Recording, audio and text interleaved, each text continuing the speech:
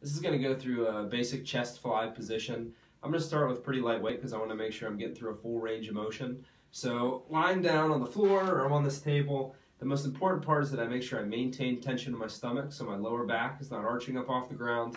And as I'm going through this motion with my shoulder, I'm going to keep a slight bend in my elbows. I'm going to very slow and controlled move down into the stretch position. Now, as I go to initiate coming out of it, I like to think about turning my palms a little bit up towards the ceiling or turning my pinkies a little bit inward. So as I come back together, and you can see on this arm, I want to make sure that I'm keeping my shoulder down and I feel like I'm pulling more from my pec and even into my lats a little bit, not so much coming over where my thumb would be rounding in and I'd be engaging more my anterior deltoid and hiking my shoulder. So just so you can see with a light weight here, I really want to control the eccentric or negative motion, right? So I'm going to come down very slowly, just a slight bend in my elbows.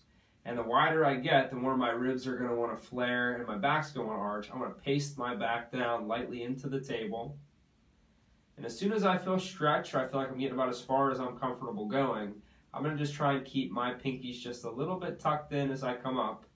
So that as I come together, especially if I had bigger dumbbells, I'd be touching the bottom of the dumbbells against each other. But since these are just little guys, I can stop right here where my arms are around the width of my shoulders.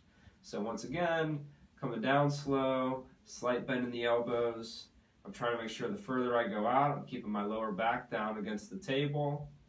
I'm getting to where I feel like there's a little bit of tension here. And as I come back up, pinkies in, bottom of the dumbbells angled just slightly. Like I said, if they were bigger dumbbells, they would clang about right there. These little guys, I could stop here. So really slow and controlled. This is basically a loaded stretch to start. So as I'm coming with a very light weight, I'm really trying to make sure I get all the way into this opening of my pec.